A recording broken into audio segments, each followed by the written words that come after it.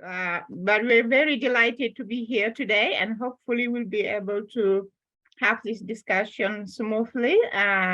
We're very delighted to have Professor Falola today with us. I'm sure that many of us here know him very well, but we're going to go ahead for a brief introduction, and then I'm going to pass the floor to him. So Professor Falola is Professor of History, University Distinguished Teaching Professor, and the Jacob and Francis Sanger Mossiker Chair in the Humanities, the University of Texas at Houston. He is an Honorary Professor, University of Cape Town, and Extraordinary Professor of Human Rights, University of the Free State. He had served as the General Secretary of the Historical Society of Nigeria, the President of the African Studies Association, Vice President of UNESCO Slave Route Project, and the Kluge Chair of the Countries of the South Library of Congress. He has received over 30 Lifetime Career Awards and 16 honorary doctorates. He has written extensively on the humanities, including the Humanities in Africa, Knowledge Production, Universities, and the Production of Knowledge, and Decolonizing African Studies, Knowledge Production, Agency, and Voices. Professor Falola is a celebrated author, editor, writer, poet, academic leader, organizer, teacher, and Pan-Africanist. Many of his books have received awards, defined various fields, and inspired the writing of various critical work. Professor Falola, we're very, very honored to have you here, and welcome. Thank you very much, Awa, and all the organizers at Michigan State, a great university, about the privilege of speaking there. You have this protocol of inviting the presidents of the African Studies Association to speak on your campus. And it was a privilege for me to be there. Today, I want to speak on my new book. But there's a background to this book. It's not a standalone. It's part of the bigger project on decolonization and decoloniality that I opened some years back. And as part of that project, I've done 4 books, and I'm doing some other books. I did a big one for the University of Rochester Press on Decolonizing African Studies, which look at all the disciplines, the voices, and the agency. And thereafter, I did a book on how to approach African studies from belief systems. So I did one on spirituality, and I did another one cumulating what I call sacred words, the Psalms, the Quranic texts, incantations, and explore them for the knowledge they contain. And the Rochester book, I also completed for them, which they will release next year, what I call edible studies. How can you consume knowledge? By which I mean, how do you make knowledge very useful? For Ohio University Press, I'm completing for them a book on metaphysics, connecting the world that we see with the world that we cannot see. So this current book that you've been very gracious to invite me to talk about is about myself. And it's not a memoir because I've done 2 of my memoirs for the University of Michigan Press. And I'm currently writing the 3rd volume of my memoir called Encounter with Islam. So it's not a memoir, and it's not a biography. It is a new field that it's been there before, but we're beginning now to speak more and more about it. The field of autoethnography. And it is that field that drove me to write this book.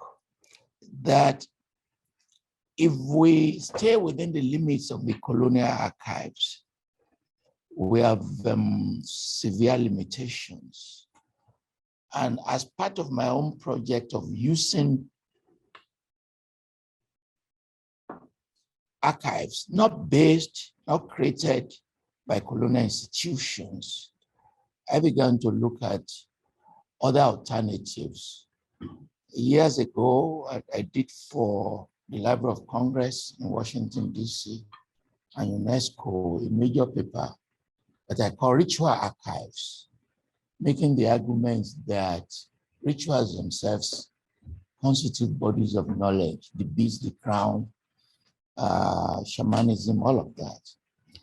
And that as part of a project of decoloniality and dismantling colonial matrix of power, they have to be connected to a new body of archives. Our colleagues in India years ago, they developed subaltern epistemology. And in some part, there's an extension of it in which the self, in this case, Toyin Falola, creates an epistemic liberation. It's a complex field with its own problems, how you use yourself as an archive to create a body of knowledge. How do you deconstruct yourself? How do you use a narrative about yourself to construct ideas? And how do you, in doing so, create a research integrity? It defies Eurocentric standard of conducting science from a neutral perspective. Instead, my own narrative is used to explore cultural themes. So those biases, I recognize them. I do not ignore them. And autoethnographic research is, at the very least, complements the deficiency of and in traditional ethnographic fieldwork, while also serving as an alternative, especially with its emphasis of posturing has been heavily and perhaps more natural and humanistic than traditional ethnographic fieldwork, as I pointed out in the book. And to understand ethnography, we have to break it into its very components. Auto requires the narrative to be a self-narrative. It must describe the author's own life, not the experience of anyone else or intentional research. And the ethno there requires narrative to relate to larger themes about a culture, about subgroup. And the narrative must contribute to the field of knowledge in order to be considered graphic. So you have auto, you have ethno, and the graphic. Now there's a lot of debate about what counts for autoethnography, but there's a distinct difference between autoethnography and autobiography. We shouldn't confuse both of them. Although both describe the narrative experience of a singular person, both can be emotionally gripping and culturally informative. An autobiography might provide insights on larger cultural themes, but autobiographies do not explicitly state the narrative's implication in the context of cultural research. A famous person in American literature, African American literature, Ekwano, who wrote The Interesting Life of Ekwano, a narrative providing insight into the Atlantic slave trade and the problems of Africans enslaved in the Americas. This book provided a cultural commentary that motivated social change. However, Ekwano did not write an explicit analysis of his experiences in relation to the larger culture or how it related to previous writings on the topic. And autoethnography must not only present a story, it must also bridge that story and its contributions to cultural understanding. What I've done in that autoethnography is what I call my archives. In fact, The original title of the book is called Toyin Falola Archives, but I changed it because it has an element of ego, and I dropped my name from the title of the book. So what I did is to explore an archive of collections in light of their relation to Yoruba sociocultural and epistemic firmament, reflecting the latter's cultural and religious configuration. Autoethnography developed within the context of the 1980s, which was a time in academia when people began to lose their faith in master narratives. It grew out of disappointment. Seeking more qualitative and humanistic data in research, autoethnography functions not to discredit previous ethnographic literature, nor the master narratives, but to offer new and complementary narrative perspectives. Examples of such in my own book include photography, which presents perspectives that do not reject existing positions on the subject, even if it takes a different approach to generating its conclusion. And the chapter on Yoruba women's here contains commentary on expressivity of hairstyles, and not only because hair has been discussed in this light, it is also because I grew up within this tradition, because you have to grow up in the specific tradition. And my relationship with the subject comes from a place that is simultaneously critical and personal. Likewise, my reflections on my memoir, my two memoirs, establish the need for an alternative narrative that realigns history towards appropriate factuality and wider inclusiveness. Laura Richardson describes autoethnography as a crystal offering new perspectives based on the positionality of the author. No single narrative perspective represents a complete truth, merely different perspectives on the same subject, on the same story. Autoethnography rejects master narratives to organize individual stories into larger cultural themes, which is the premise of my book. And to grant this autoethnography, I wrote a long chapter on what I call my archive.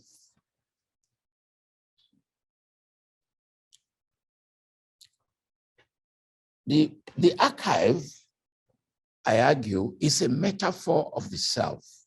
Its ability to represent the self and the processes of its definition underscores it as a narrative.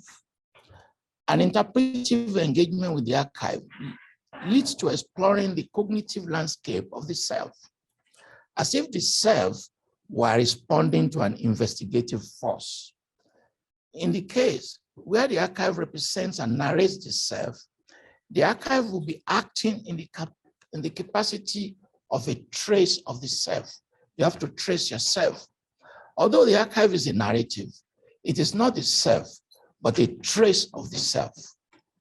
Being a trace, the archive leaves room for the narration of the self without being the self. Let me repeat that. Because you are engaging in a trace, the archive leaves room for the narration of the self without being the self. The archive, thus, is a useful tool for connecting culture and self, private experiences and common knowledge, or introspection, cultural epistemologies, and personal perspectives. Everything that defines itself as a socio-cultural being. It tells a story of the self as it relates, works with, affects, or is affected by the larger culture. These qualities of the archive have defined its importance, particularly to me and my consideration of African knowledge forms and their place in the global world. As I enter the last phase of my academic career, which remains maybe 5 more years, and began to ponder how best to use my remaining limited number of years. The possibilities the archive offers encouraged me to settle more for introspective work. The possibilities are vital to the introspective angle from which I approach the idea of bridging personal experience and cultural knowledge for revisiting African epistemologies. Over the years, I've acquired tremendous experience as a scholar, a researcher, teacher and mentor, diplomat, policymaker, and I've equally served as a policy formulator and as a public intellectual. As I began to think of how best to accumulate the diversity of my knowledge and the wide range of my experience into a set of writings, my mind became very restless. I'd also written 2 memoirs and was planning the 3rd. I agonized on how to structure an interrogation of myself as archive in order to arrive at originality and value. I settled for two interrelated bodies of ideas and objects. The accumulation of my creative and literary and academic work as one part, and the accumulation of my extensive collections of sculptures, textiles, and paintings and photographs as a second, because over the years, I've collected tons and tons of objects, and my house is a museum.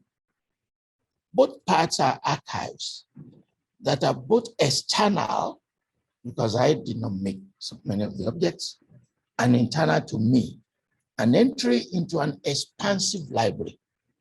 Both have taken a lifetime to collect. The 2 archives, the text and the objects, speak to the African societies from which they emerge and to which they are addressed. Both reveal the path of history and all of its contradictions. And I'm part of these contradictions. Of growing up in colonial and post-colonial Nigeria, the visual objects, very extensive, speak to the contradictions of modernity. The literary works, because I also write poems, capture the anger and displeasure of modernity. In light of the foregoing, I consider my archive a narrative, a system in narration, a composition of patterns that tells a story expressing various possibilities. Comprised of materials that hold value for me, it advances a theory that centers my lived approach toward decolonizing African cultural practices and knowledge form. The archive thus offers a narrative that not only textualizes this philosophy, but also stresses my aesthetic choices in relation with my knowledge of the world and my cognitive itinerary in connection to my position within an epistemic space whose cultural vehicles continue to intimate me and to which I respond appropriately.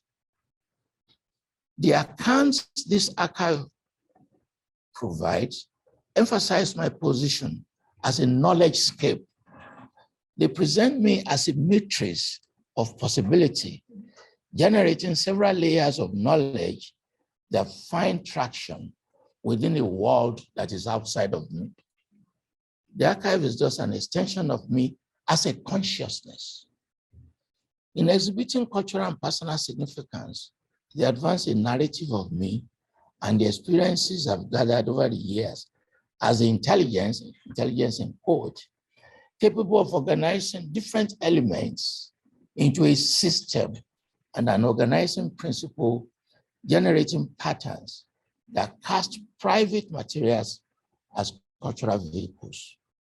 This is buttressed by the fact that readers and viewers can respond to this archive, renegotiating the meaning of its composition as I've organized them and their knowledge of it as they have received it. This way, they create personal responses that interact with me as a trace within the archive. validating the evocative responses of an archive. This evocation is both of self and of culture.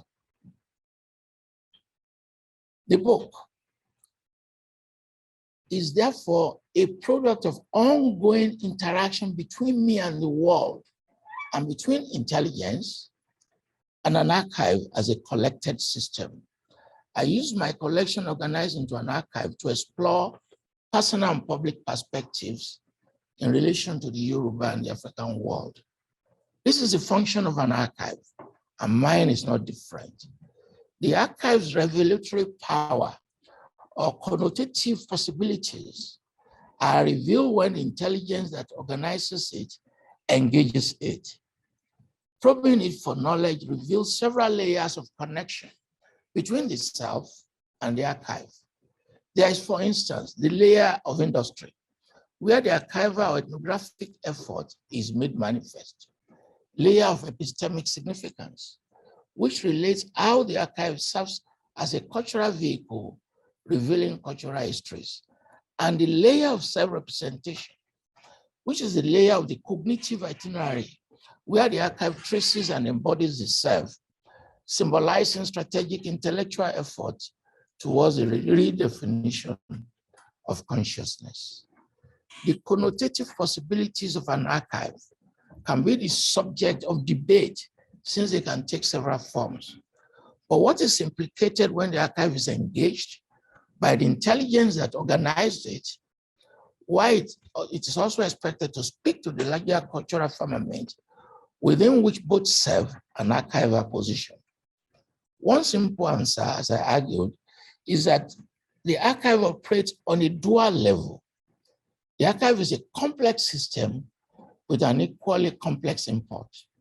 While this rationale is straightforward, it does not answer the question of what happens when the archive is engaged by the intelligence that has created it and is responsible for its organicity. What is the result of my metacognition of my own archive? A useful answer, which set the tones for the chapters in the book, revealed an overriding premise that the archive is a trace of self. As a trace of self, not only narrates the self, but also reveals how the archive as a network intimates the intelligence that has created it. What this means is that the archive, as a network with cultural and historical significance, demonstrates the intelligence that has created it as a matrix of possibility. The intelligence not only lives on in the archive as a trace, but is projected as drawing cultural networks into close proximity through diverse cultural vehicles in order to establish a convergent zone. This zone is the intersection between the self and culture. The self is an organizing principle, and the created archive is an expression of this principle, as well as a cultural vehicle and the source of knowledge in its own right.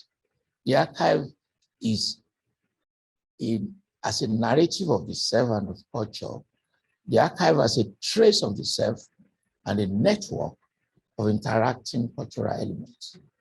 Also within this convergent zone is the intersection between conclusions of general scholarship and those of personal observation, general aesthetics or aesthetic appeal, and personal knowledge of the archive and its parts, the symbolism, and intersection between what is intimate to the self and how it draws the culture into this private world of intimacy. An instructive summary of this zone is that it creates room for the collusion of what is known to all and what is known to the self. This condition is brought about by two important things: the archive comprising personal materials that also are cultural vehicles, the intelligence also being the organizing principle, that is the generating center of the archive, as well as the critical voice interrogating the archive. In other words, if the intelligence that serves as the powerhouse of the archive interrogates the archive, a trace of the self, the intelligence interrogates itself. Doing so It emphasizes itself as a matrix of possibility or as a knowledge source. Engaging the archive to establish the convergent zone depicts itself as an archive while the endeavor becomes autoethnographic. The self is essentially an archive, demonstrating its possibility to generate another archive with personal and public significance. The what started as the self is now a book in the public. These are bounded by the margin of personal and public realms, which allow for personal and communal import. And in demonstrating the use of this archive, I fell on two bodies of knowledge: the test of history, the test of fiction, and the test of facts. And I want to turn to the components of these ideas. That history, those fiction and facts are drawn from the self. They're drawn from my own autoethnography. And in drawing from that self and its autoethnography, you have to deal with the multiplicity of knowledge. You cannot confine this book to one discipline. It is not one discipline. It is a work of history as of philosophy. It is grounded in ideas associated with gods and goddesses, as well as in sheer literary imagination. I enhance the value of stories, the value of proverbs, to the same pedestal as those of books. As the chapters range from folklore to academic work, they expand understandings around the limitations of disciplinary boundaries. While the book captures events in some chapters, it is not about these events, but about the ideologies and epistemologies surrounding them. While the book references stories and tales, it is less about them than about meta-narratives and meta-theories, revealing the mega ideas that shape societies. And those theories are largely non-Western, widely used in African communities as a draw from language and lifestyles. There's a major focus in this book on cultures, even when they speak to social hierarchies, modernity, ethnicity, and nationality. There's cultural nationalism in basing the archives on the Yoruba experience. Without a deep understanding of culturalism, the core of African indigenous knowledge systems will be lost. And as deployed in this book, there is one advantage to culturalism. It reduces generalizations around Africa, thus offering challenges to some of my formulations as African culture becomes located in different people and places. And there's yet a second advantage. One cannot be led astray as an insider by the failure to understand what one addresses. I provide the colonial direction through the examples, and this is very significant. If there is not one single way to put the coloniality to work as a tool for decentralizing and distribution of agency, it's focused on the Yoruba space, past and present, and its implications on how Yoruba epistemologies are presented and received now and in the future.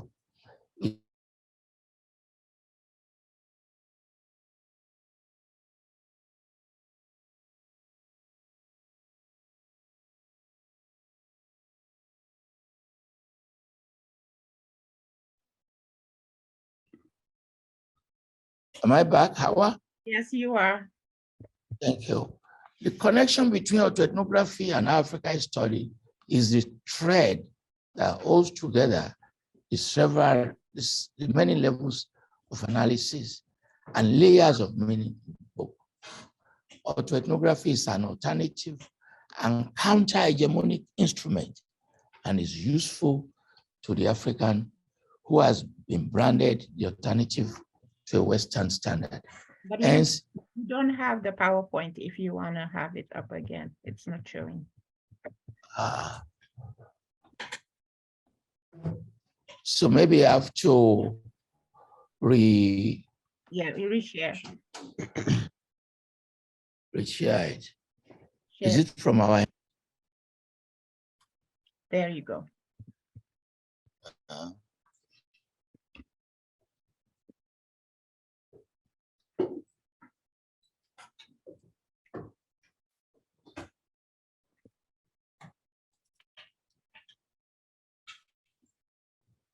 It's up now. We can see it now.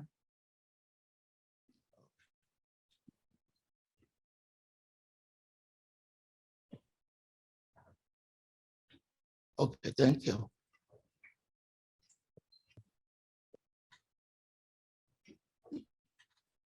Okay, so in what I then did, after explaining in details the theory, the system, the intelligence, the matrix, is to now take various components, starting with what I call narrative politics and cultural ideologies, using previous memoirs and poems to explain and reflect the connection between creativity and knowledge system, and how the creation of previous texts, I locate them in narrative politics and the cultural ideologies of representation. And in doing so, a meta-narrative emerges, reflecting couples of ideological afterthought, considering the scope and concerns of my engagement with art and life, expressed in my own writings, my own dealings, and my own experiences. And the first part focuses on the literary and historical dimension of my own textual narratives, highlighting the deep-seated ideologies within them. The recurring theme in this section is the telos present in textual narrative, regarded as narrative politics in different parts of the chapter. The argument is that all narratives are political. And in the third chapter of the book, I delve into the functional prism of a narrative by using my memoir, A Mouth Sweeter Than Salt, as an ethno-autobiographical embodiment of cultural ideologies.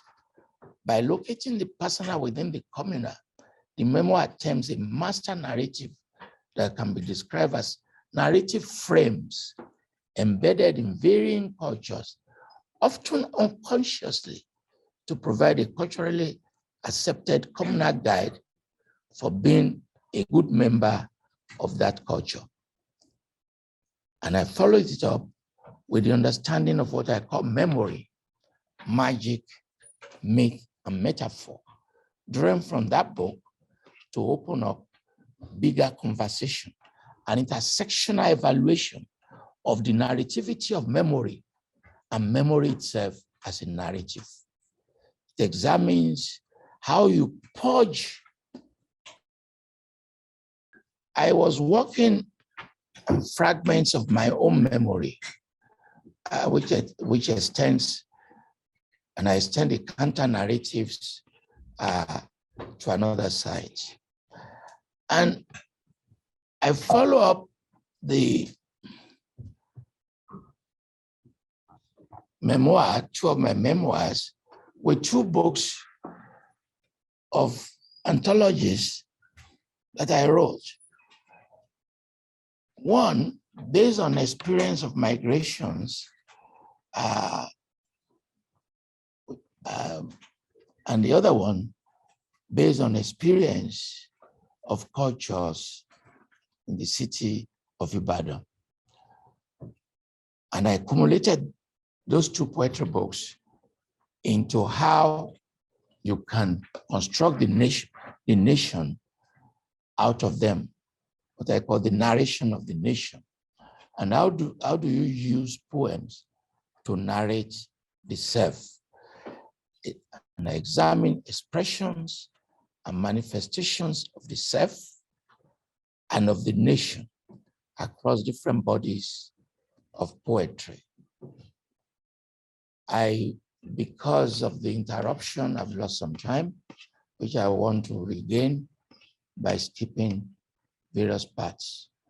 Societies deal in satire, and societies also deal in metaphor.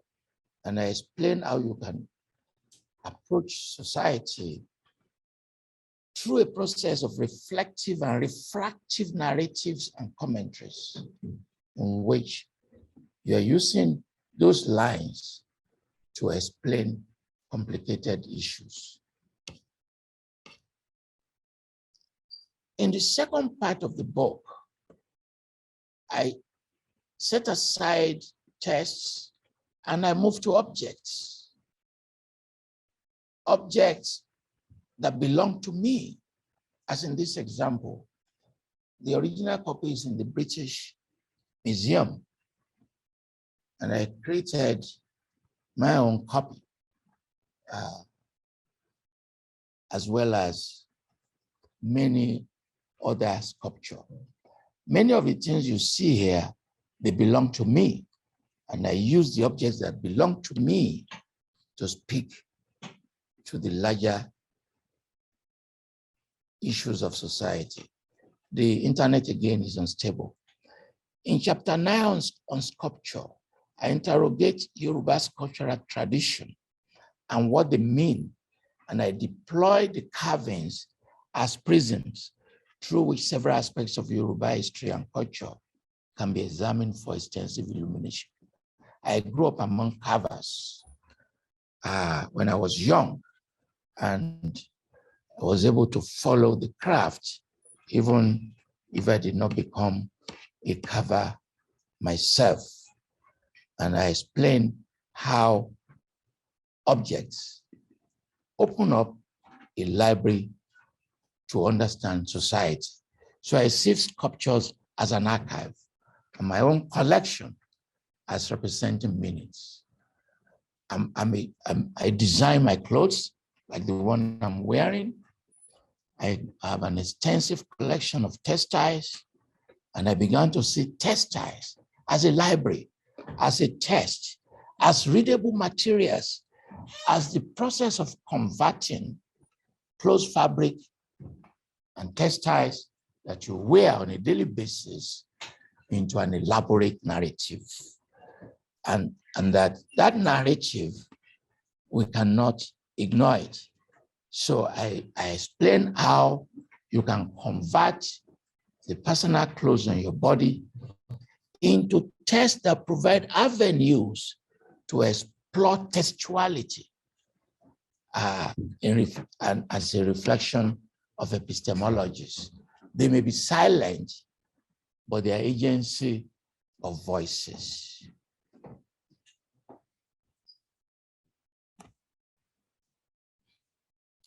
And then I spoke to the issue of aesthetics, cultural significance. And because I also collect painting, I began to talk on issues of what painting does to ethnicity, to the concept of people, to the concept of the nation, and how paintings that look ordinary may reflect the deeper fragmentations of society. And in the chapter, I see painting, I call painting visual rhetoric, the visual rhetoric that provides channels for exploring its place and networks of culture. A chapter on women here, I collected more than 3,000 women here. I see women, I ask them to volunteer for me to take their photographs in various countries. And I collected them in thousands, the Zulu, the Yoruba, Namibia, so many countries. and I began to look at women's hair as fractals with powerful meanings, expression of power, symbol, heart. And focusing on women's hair, I began to address issues of power, expressivity, symbolism, here as metaphysical connotations of ontologies and cosmologies, and to argue that they are not neutral and that styling, the process of making it, are performative, and they're so deeply capsules of ideologies and epistemologies with transformational power. In other words, what we see and take for granted, I began to argue that they are knowledge systems.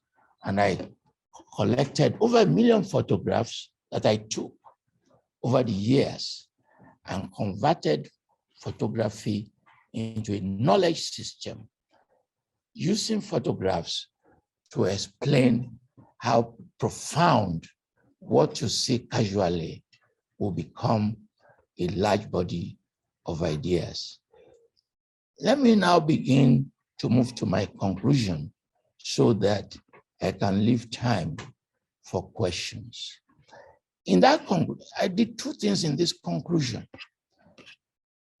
In anticipating what many people will say, I did a critique of autoethnography. What are its limitations? And how do you deal with the limitations of autoethnography? And that I opened the book by making a case for autoethnography. That's how I opened the book.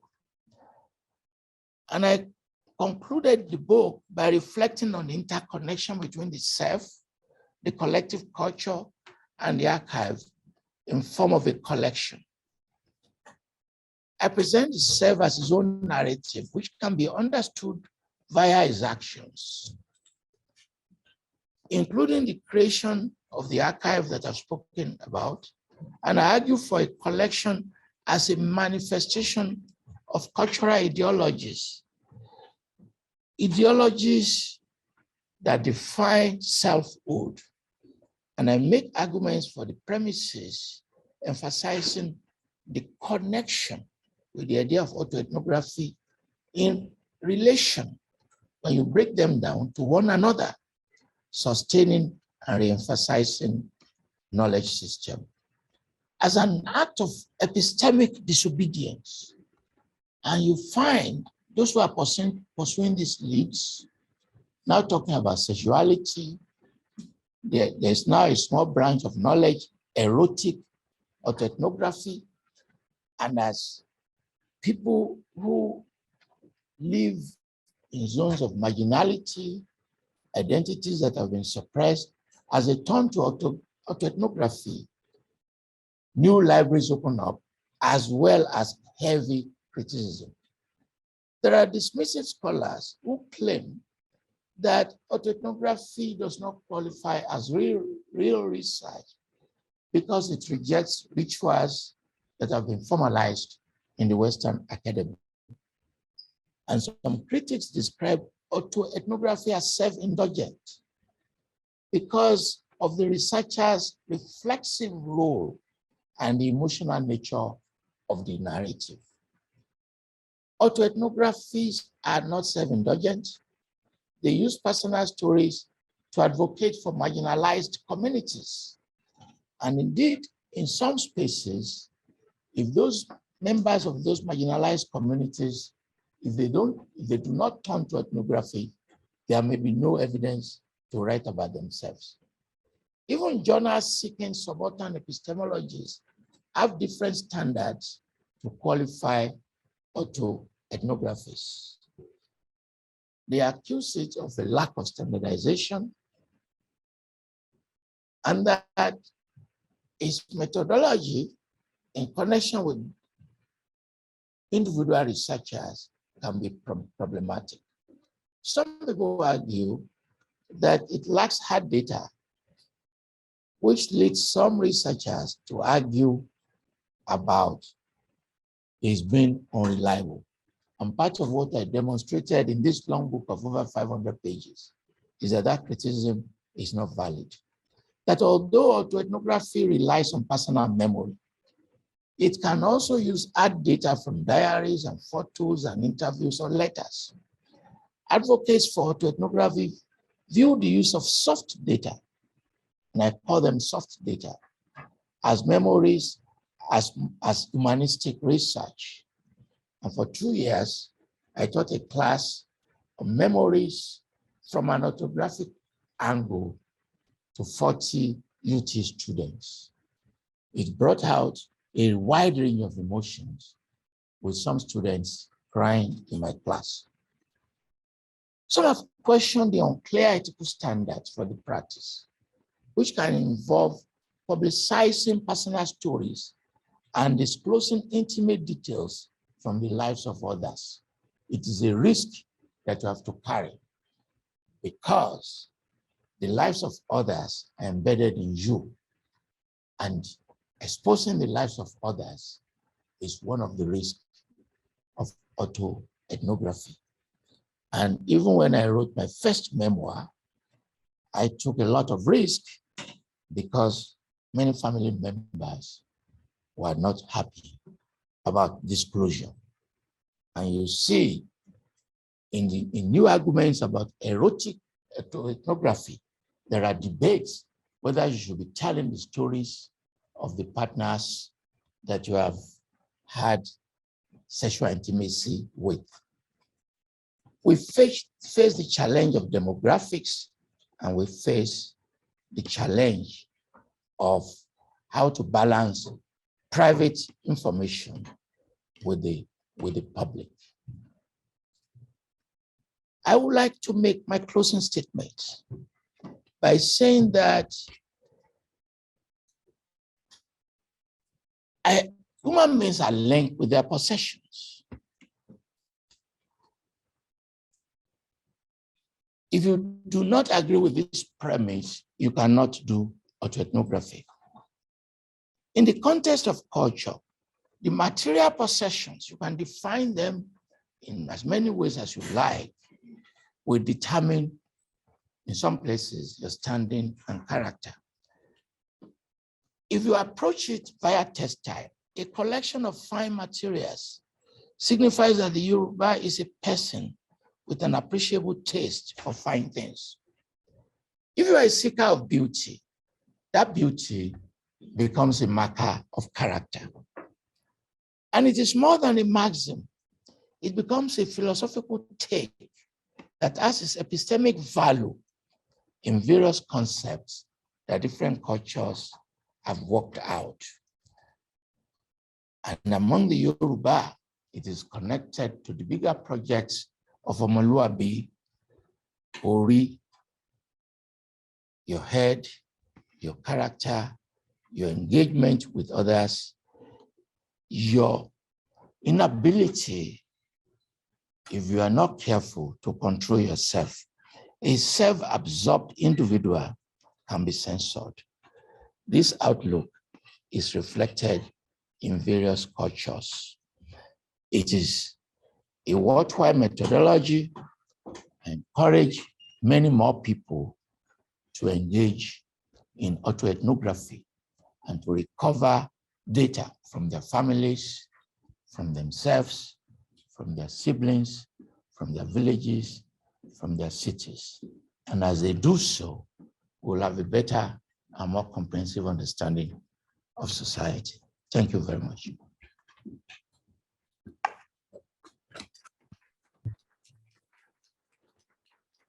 Thank you so very much, Professor Falola. And we have questions. Somebody raised their hand. Let me let them speak first. So Peter Pena, you can unmute yourself and ask your question. So Please. option.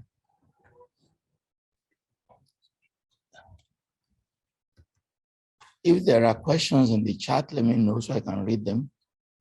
Yeah, there are two questions there. So 6 participants. Please go ahead. Peter, do you want to unmute yourself and speak? Hey, I think that's Ghana. Prof. Ghana is on my name because I shared with him the link for today's important session. So please call on him. Okay, so please go ahead, Professor Ghana.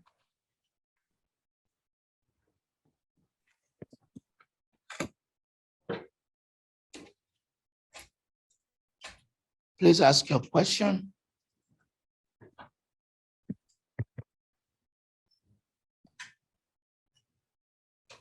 Okay, so let's go while we figure out that. Okay, unmute. Okay. Okay, go ahead. Yeah, thanks so much for that brilliantly delivered lecture. One aspect of the lecture that actually resonated with me was your exposition on the expressivity embedded in hairstyles, women hairstyles in Africa. Growing up, I've always thought about what is the meaning of Ojusoko, Shuku, because I've always asked my parents, my siblings, my female siblings, the meaning of those names, because they sometimes occur to me to be reflective of some of the challenges within the polygamous setup, family setup, particularly among the Yorubas. So I was wondering, what pattern did you observe in terms of the cultural undertones and the specifics of the situatedness of women in certain social spaces? What are the specifics and the general trends you observe in this naming pattern across different African countries? I'm more interested in the similarities and differences that actually plays out in terms of what is being expressed with the hairstyles as question. Thank you very much, Peter. In fact, I've been surprised that a scholar by the name of Toyin, based in Cambridge and Lagos, took that chapter to write 2 essays along some of the lines you have been suggesting. There are 2 ways of looking at it. The spiritual, the head that contains to another head, the spiritual head. We can't translate it, or they call it in Yoruba, in which it embodies your own metaphysical. And sometimes they say, don't leave the gods and goddesses alone, worship your own head, in which the head becomes an object of worship as it relates to your destiny, to your performances, to your connection to the underworld world, to your connection with forces that you cannot control. So in that spiritual dimension, you cannot ignore it. And there is the royal dimension of it, in which some titles, some chieftaincies, some kingship do not allow you to leave your head uncovered. And then your specific question of styles, symbolism of styles. Nobody will put something on a head that does not communicate a meaning. Indeed, I have enough data to write an essay on hairstyles as a signal of conflict, because we sometimes see them as bodies of love, aesthetics. But there are so many hairstyles that communicate disaffection, that you are not happy within compounds. And today, they've modernized so many of them. For those of you who enjoy reggae, you see a lot of emphasis on an hairstyle that connects to a music genre. And for those of you who study the diaspora, you find Afrocentric modernization, the use of hair to communicate difference, insurgency, disagreement and to signal to society an identity of Blackness. And in the examples that I've collected, you find dialogue among cultures. Victor Ekpo, one of Africa's most distinguished artists, went to the area of the Niger Delta, Eastern Cameroon, and Igbo to collect many here, and he turned it into a series of how here becomes communication devices as in Nsibidi language. So it's done many things for us.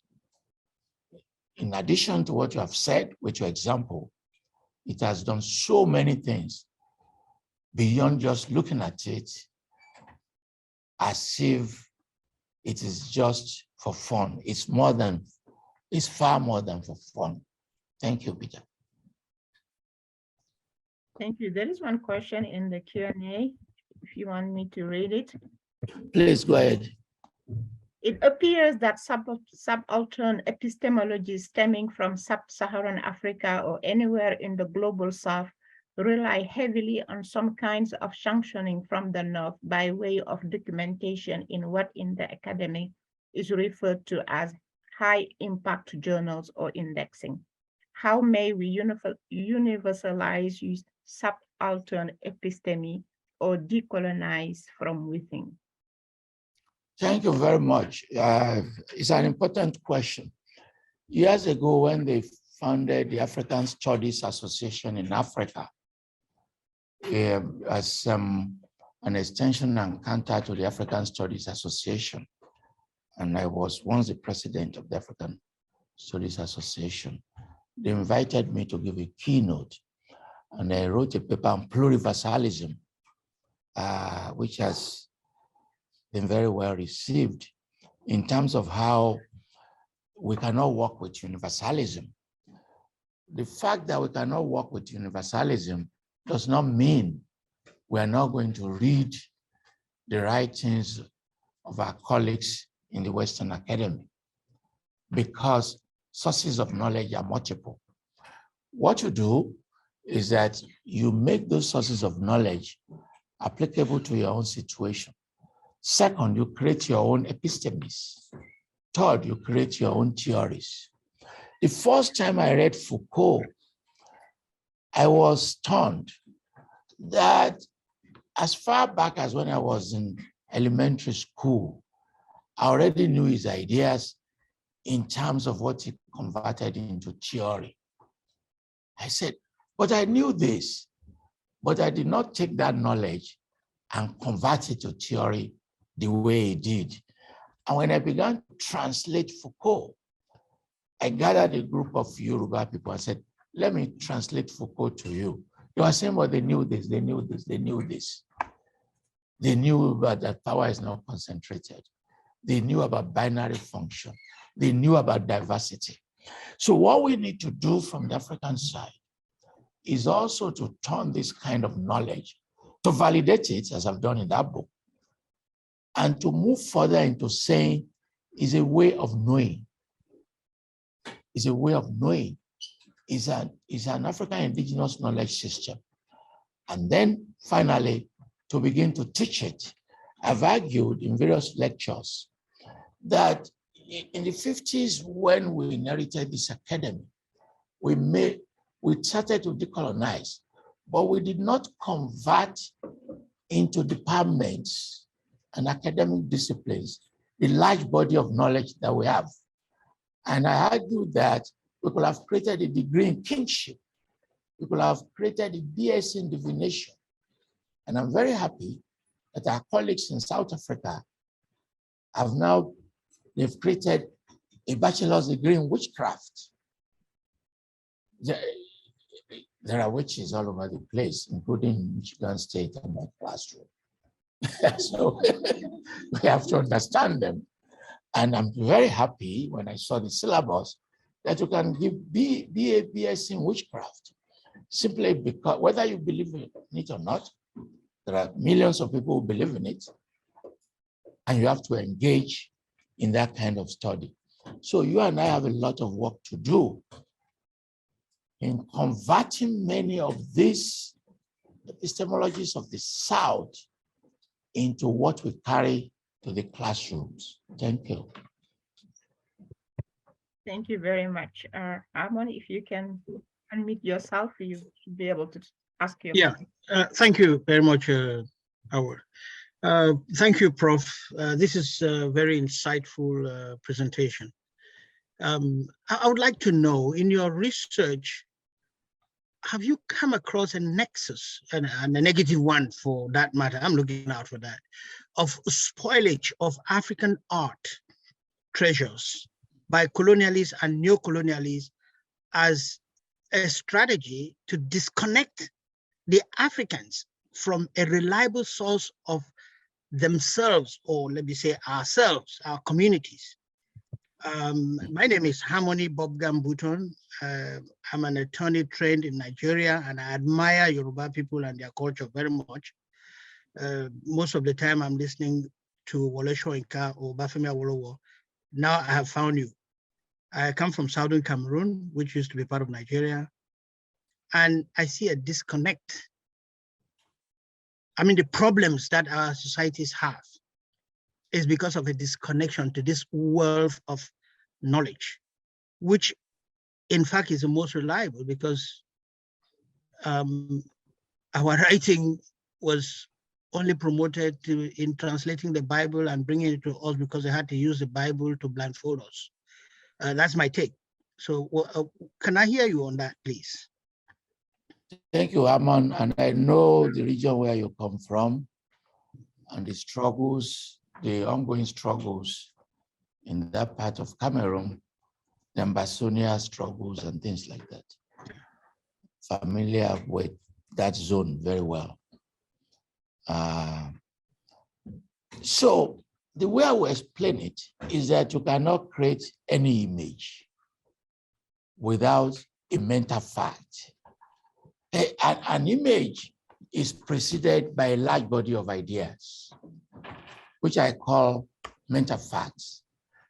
And in that mental facts, you can dissect it into zones of philosophy, zones of narrative, zones of epistemologies, zones of ontologies.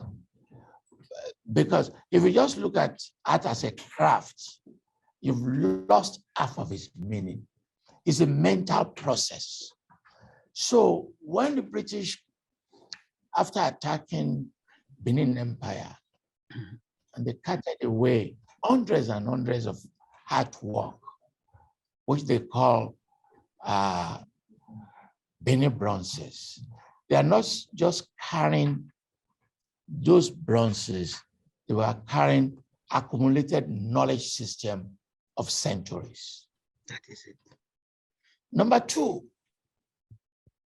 and people should always bear this in mind, any object is an entry to a library. I did an essay on a shoe, which happens to be my favorite African god. They mistranslated it to mean Satan. To the Yoruba people, Eshu is not Satan. He's a god of the crossroads. And in that god of the crossroads, all what it says is that you cannot create a conclusion to any knowledge system. And Eshu complicates every ideas for you, and its representation in many images. And I started this conversation. The very first image I showed is on Eshu. Its phallic symbol, its power, its majesty. And what that object does is to open up intellectual spaces that are so complicated. But if you go into textile, as I was about to prepare this, open this conversation, a gentleman walked to me and said, "Can I give him my clothes?" I said, "Okay." Are you going to return it? If I show you the front and the back, you have to design it. You have to create a matrix of lines. The lines have to work. It's not just, and you can't buy it. It belongs to only one person. You can't go to a store and say, Falola, where did you buy your clothes? It's not possible because it's an idea, it's a system, it's a concept, it's a way of knowing, it's a body of knowledge, it's an aesthetics.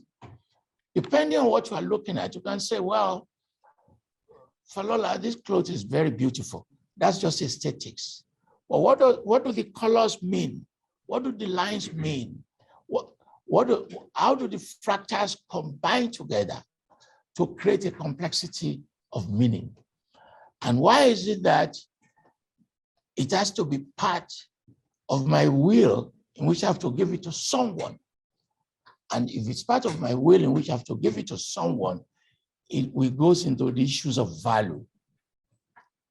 How that value represents hierarchies of meaning and preferences in your society. And these are part of the knowledge we have to teach, especially from primary schools, elementary schools, developing new talents. And these talents are going to ultimately lead to science and lead to technologies. And without the ability of understanding plants, you cannot create these clothes because its colors are derived from dye and plants that you get from your farm, in which you combine plants together to create the colors. And the colors have to stay. So if you say Africans who don't understand chemistry, it's not true. You don't know biology, it is not true. You don't know physics, it is not true. If you don't know physics, you can't build a pyramid. If you don't know chemistry, you cannot create food system. If you don't know chemistry, you cannot dye clothes. But these are knowledge that we did not build upon and the knowledge we've refused to embody. And COVID revealed the inadequacies of this knowledge. When they were seeking solutions to COVID, they began to make outrageous statements, especially in the Western society, that isolation is new, social distancing is new. I said, where did you get this idea? Africans don't understand vaccinations. Where do you get these ideas? For centuries, Africans developed the most sensitive virus cult in world history, the god of smallpox. We developed virus cult. I was born into the god of smallpox, worshiping virus as a religion. And if you say social distancing is new, that is how we've been treating leprosy. That's how we've been treating depression. And if you say vaccination is new, we just gave it a different name, incisions. That's what we call vaccination. The ability to take medicine into the blood system. And if you study warfare, Westerners use javelin and arrows and spears to kill animals. Learning the ability to throw the javelins and the spear. No, what we did in Africa, we created the spear, but the interest is to take poison from plants, put it on the arrowhead, and you shoot it to the animals. We do not use the spear and the arrows to kill the animals. We use this poison to kill lion and elephant. And many of this knowledge, first of all, we pose wrong questions. How can you use a spear to kill an elephant? You pose a wrong question because you are thinking in terms of a Western thought system of taking blood out of the animal. But our own system is to deliver poison to the animal. So you find different ways of knowing, different ways of epistemologies that we need to build upon. And my argument is that for you to build upon many of this knowledge, narratives have to come out from different corners, different people, different unique characters, unique occupations that have not entered Western libraries and have not entered Western archives. Thank you very much. Thank you. I'm going to read a question. Is autoethnography a discipline or a method or both?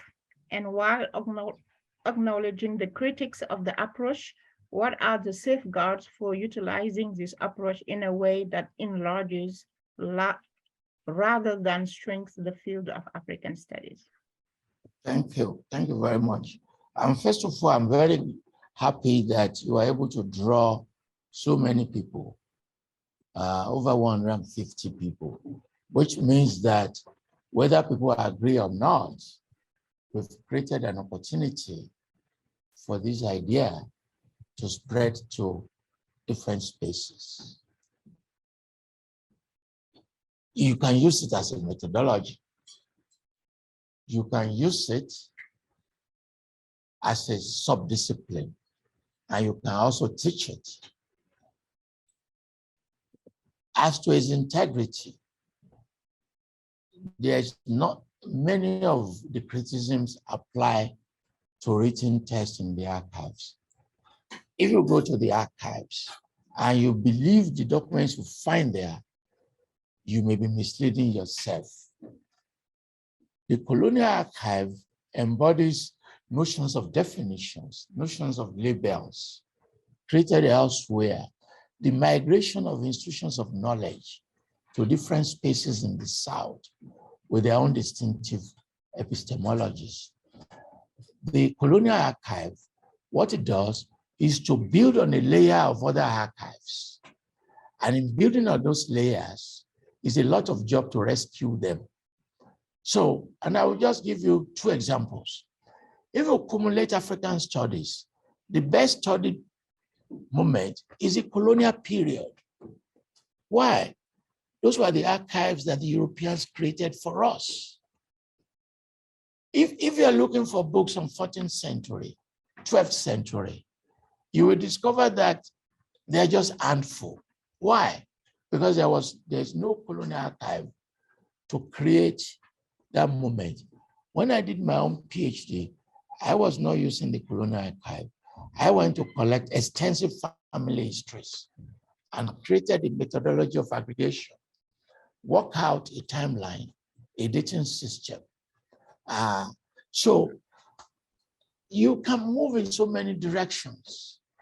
You can move autoethnography in the direction of your own methodology.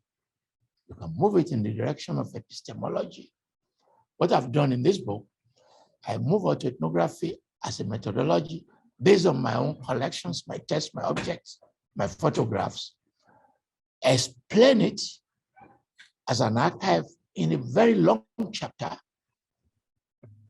and then began to unfold it in a way in which I am revealing its ideological content and revealing its epistemologies.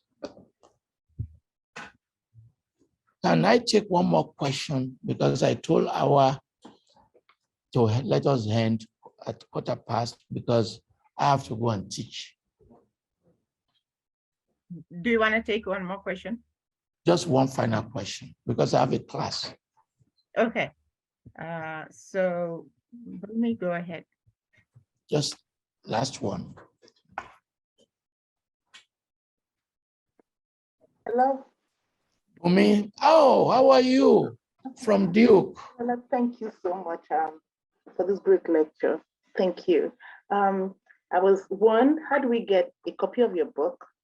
Okay. And then secondly, you alluded to what I was, as you were talking of material culture, you know, in autoethnography. But what I was going to ask you about is the science and technology underlying all this creativity. Very good. There was a time my husband and I were in Stockholm, and they were showing a Yoruba, it was in their museum, Yoruba art exhibition. And I was looking at stuff I had never, growing up in Yoruba land, ever seen in our culture at home. Just sculptures from 9th century, you know, all kinds of metals, and the technicality, the production the artwork I was seeing. I mean, I was overwhelmed. I was almost crying because we grew up and I was educated, you know, like you know what I mean? Just solid education, like all this was missing from our lives. So yes, we are documenting the arts, you know, textiles, you know, all the wonderful creativity, but how do we document the science and technology behind it so that science is not as removed? Because the way a lot of us are thinking now, of feeling or behaving as if science is out there, it wasn't in our culture, whereas it is in that food preparation, food preservation, textile creation, you know, I mean, you get the idea. So what should we be doing to actually open up field of science, history of science, and how it functioned in all of this material culture you're talking about? Thank you very much, because this is the last opportunity for me to speak. I want to thank members of the audience. I know that if there is time, you will keep going with questions,